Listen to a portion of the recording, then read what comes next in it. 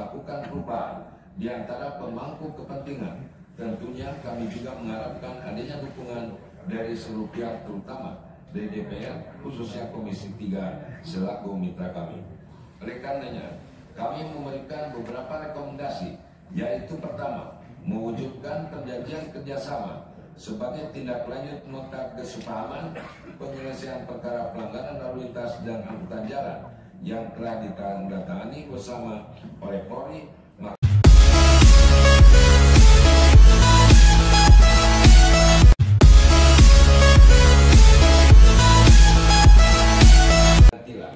Tindak lanjut yang telah dilaksanakan oleh Kejaksaan Republik Indonesia. 1. Melakukan pendebitan saldo rekening tilang nasional 1 untuk disetor ke kas negara dan dikembalikan ke pihak ketiga kurang lebih sebesar 136 miliar. 2. Melaksanakan pendebitan saldo rekening tilang nasional 2 untuk disetor ke kas negara sebesar kurang lebih 189 miliar. 3. Adanya pengendapan di rekening tilang nasional tersebut disebabkan karena ketidaktertiban dan penggunaan sistem e-tilang dari mulai pelimpahan perkara sampai dengan putusan pengadilan dan eksekusi. Eksekusi denda dan biaya perkara dengan cara penyetoran ke kas negara dilakukan di luar sistem atau manual dan tidak tertib, serta tidak tepat waktu dalam melakukan penyetoran ke kas negara melalui penerbitan dari rekening tilang nasional. 4. Selain tindakan tersebut, Kejaksaan juga melakukan upaya koordinasi dengan berbagai pihak, diantaranya koordinasi dengan Polri dan Badan Peradilan Umum Mahkamah Agung agar dalam proses pelimpahan dan putusan pengadilan menggunakan sistem e-tilang yang terdiri dari 26 kolom, sehingga pada saat penyetoran ke kas negara dapat dilakukan secara sistem. Berkoordinasi dengan bank penampung untuk menyetorkan ke kas negara melalui pusat untuk tunggakan yang lebih dari 1 tahun. Sama melakukan perubahan di antara pemangku kepentingan. Tentunya kami juga mengharapkan adanya dukungan dari seluruh pihak, terutama dari DPR, khususnya Komisi 3 selaku mitra kami.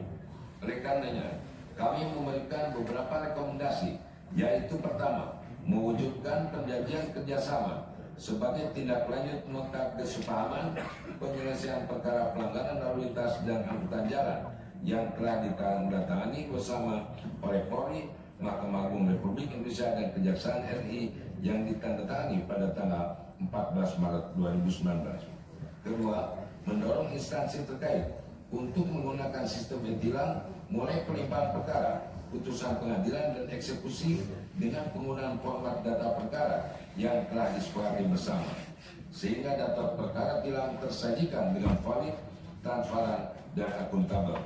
Ketiga, menyelenggarakan bimbingan teknis, pelatihan, penggunaan aplikasi e-tilang yang dilakukan secara berkala dan terpadu dengan instansi terkait untuk meningkatkan pemahaman para pelaksana atau sumber daya manusia di lapangan.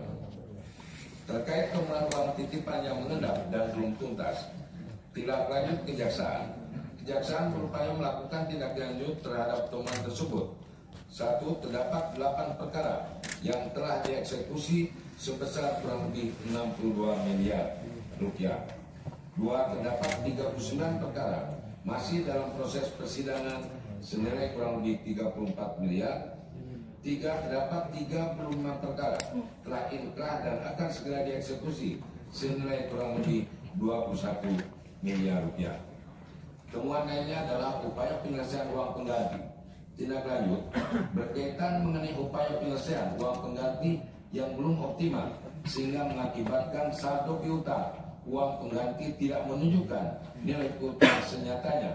Kejaksaan melakukan upaya yang menghasilkan hasil sebagai berikut.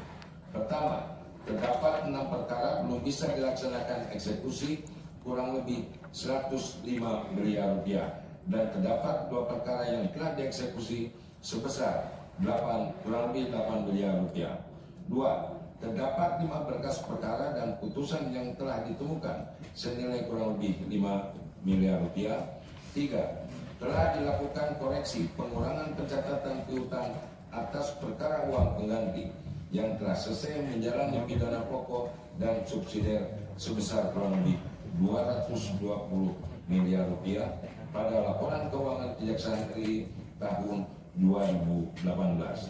4. Telah ditindaklanjuti dengan melakukan koreksi tambah pencatatan kurang lebih sebesar 1.456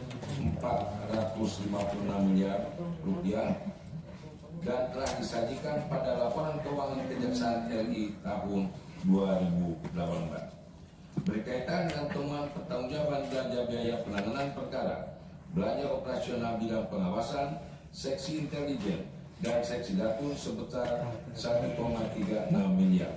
Tindak lanjut yang telah dilaksanakan oleh Kejaksaan telah berupaya melakukan tindak lanjut yang menghasilkan output sebagai berikut. 1. Sesuai rekomendasi BPK terhadap temuan lebih kurang 314.363.485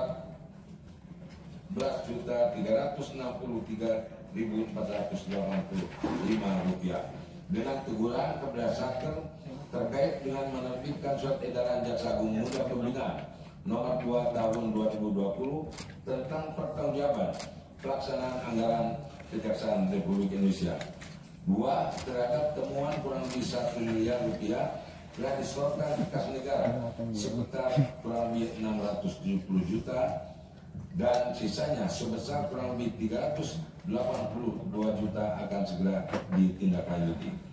Yang berkaitan dengan pekerjaan 3 paket kontrak belanja modal tahun anggaran 2016 sebesar 305 miliar di lingkungan Jaksa Agung Muda Bidang Intelijen. Kejaksaan telah menindaklanjuti dan ditindaklanjuti dengan melaksanakan beberapa tindakan. Pertama, menindaklanjuti dengan ekspos 3 paket belanja modal tahun anggaran 2016 pada 6 November 2018 di gedung BPKP Jakarta. 2. Melakukan review terhadap kondisi terkini fungsi pangkat yang wajib diselesaikan oleh PT Telkom pada tanggal 1 sampai dengan 4 April 2019.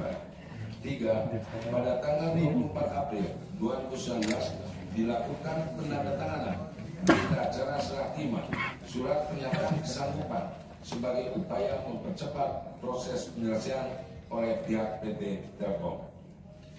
A. PT Telkom Indonesia membuat surat kepada Jaksa Agung Muda Intelijen sebagai tindak lanjut dari tahapan yang telah dilakukan.